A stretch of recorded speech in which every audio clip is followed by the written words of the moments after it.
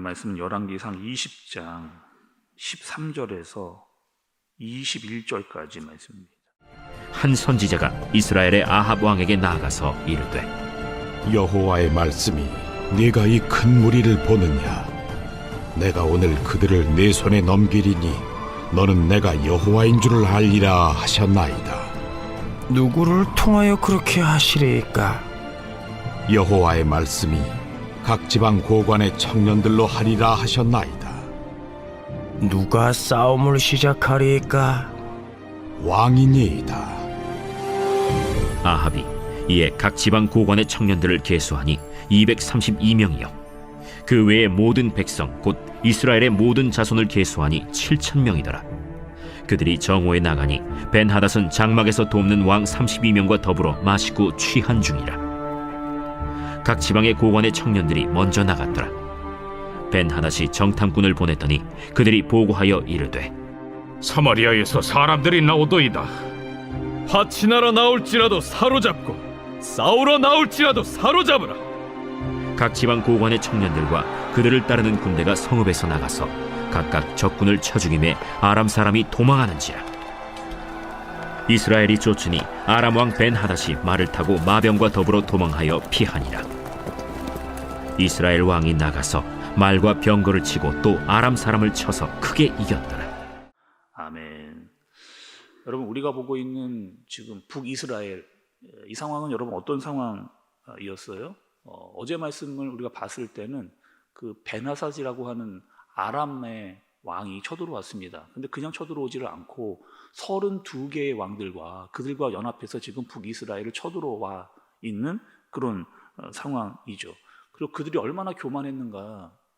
많은 군인들과 연합군을 몰고 들어와서 북이스라엘 너희를 완전히 우리가 유린하겠다라고 하는 이야기를 들었습니다. 다 내놓으라는 거죠. 너의 처자식까지 내가 다 데려가겠다라고 하는 그 벤하닷의 교만의 모습을 우리가 좀 살펴봤습니다. 완전히 힘과 무력으로 그들을 억압하겠다라고 하는 그런 이야기를 우리가 말씀으로 들었죠.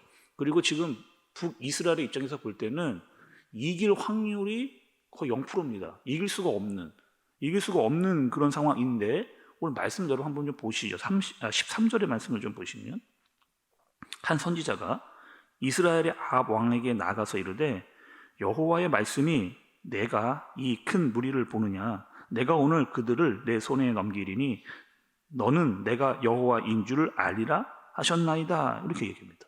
그러니까 완전히 이길 수 없는 상황인데 선지자가 나타나서 전쟁하라는 거예요. 전쟁하면 너가 이기겠다라고 하는 이야기를 하십니다. 근데 그 이유가 뭐예요, 여러분? 오늘 말씀에 분명히 기록되어져 있는데 네가 전쟁을 해서 이길 건데 그 이유는 무엇이다? 하나님, 그 싸움을 이기게 하시는 분이 하나님이다라고 하는 사실을 분명히 알게 하시겠다는 거예요.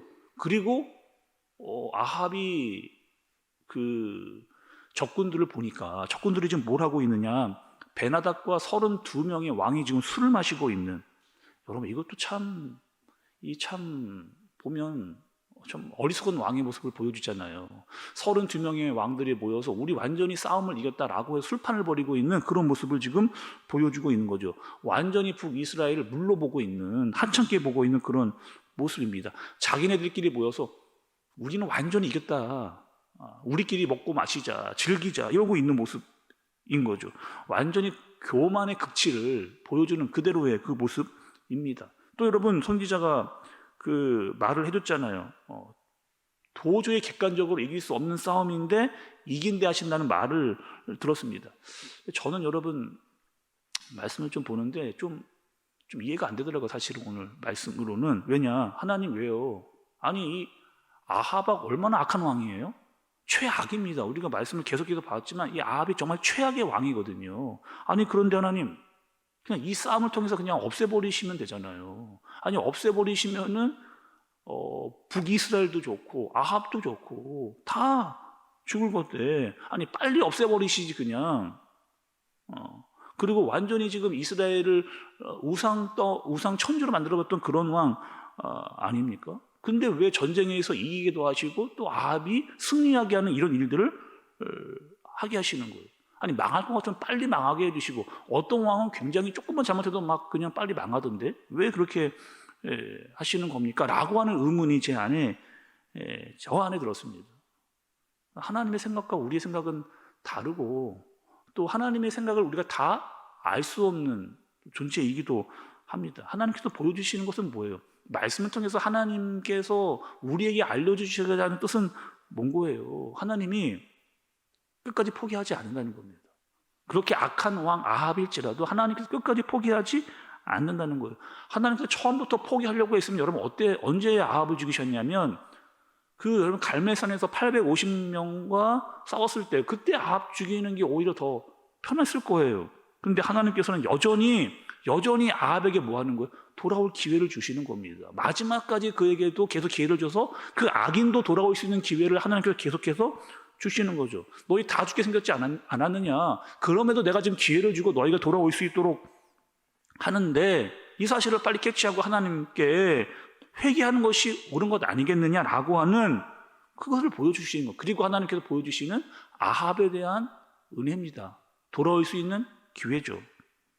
15절의 말씀을 여러분 좀 보세요. 아합이 이에 각 지방 고관의 청년들을 계수하니 232명이요. 그 외에 모든 백성 곧 이스라엘의 모든 자손을 계수하니 7,000명이더라. 이렇게 얘기합니다.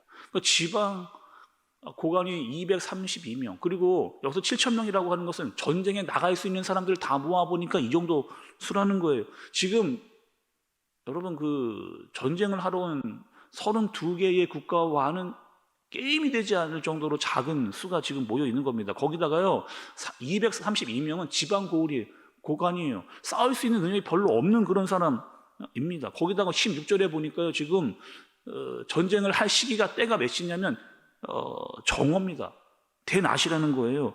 지금 전쟁하러 나가면 적군들이 우리가 나오는지 알아서 금방 죽어버릴 수 있는 그런 상황인 거죠. 근데 지금 어떤 상황을 노리느냐? 술을 먹고 있는 그 상황에 돌아가서 우리가 마치 화친하러 온 것처럼 하다가 그들 모두를 죽이는 공격을 하라. 너무나 뜻밖의 승리를 하게 되는 거죠. 사실 오늘 말씀 여러분 보면서 여전히 제 의문은 이런 겁니다. 하나님, 악인 빨리 없애시고 북이스라엘이 그래야 좀 나아질 거 아니겠습니까? 라고 하는 생각이 저는 여전히 끊임없이 지워지지를 않아요. 근데 하나님께서는 그 악인조차도 끝까지 돌아오도록 하시고자 하는 것이 하나님의 의도라는 겁니다. 그리고 하나님의 뜻을 다 우리가 알 수 없는 거죠. 그리고 여전히 전쟁을 통해서 그들의 잘못을 깨닫고 하나님은 그들이 돌아오기를 바라고 계신다는 거죠. 하나님의 인내를 볼 수 있는 본문이기도 합니다. 하나님께서 그들에게 주시는 메시지가 뭐예요? 잘못하면 너희들이 심판의 때가 반드시 임한다는 거예요. 여전히 기회가 있다는 거예요. 빨리 돌아오라는 겁니다. 우리도 여러분 마찬가지거든요. 잘 나갈 때 있습니다. 자신을 돌아봐야 되죠. 잘 나간다고 하는 것이 다 잘 되고 좋은 것만이 아니라는 사실을 좀 깨달아야 됩니다. 그리고 혹여나 우리에게 잘못이 있지는 않은지 자신을 좀 돌아볼 수 있는 그런 태도와 마음이 우리에게 필요한 거죠. 그 말씀과 또 은혜를 알고 하나님을 의지할 수 있는 저와 여러분들 되어지시기를 예수님의 이름으로 축복합니다. 기도하겠습니다. 하나님 아버지, 하나님께서 아합에게 기회를 주십니다. 말씀을 듣게 하시고 전쟁에서 이기게 하셨습니다. 그러나 여전히 깨닫지 못하고 있는 아합의 모습을 보게 됩니다. 하나님, 우리가 하나님의 마음과 뜻은 다 알 수 없더라도 깨닫고 또 알게 하실 때 우리의 마음을 돌이켜 잘못을 회개하고 주님 앞에 바로 설 수 있도록 인도하여 주옵소서. 하나님의 말씀에 순종하는 내가 되어지도록 인도하여 주옵소서. 예수님의 이름으로 기도드리옵나이다. 아멘.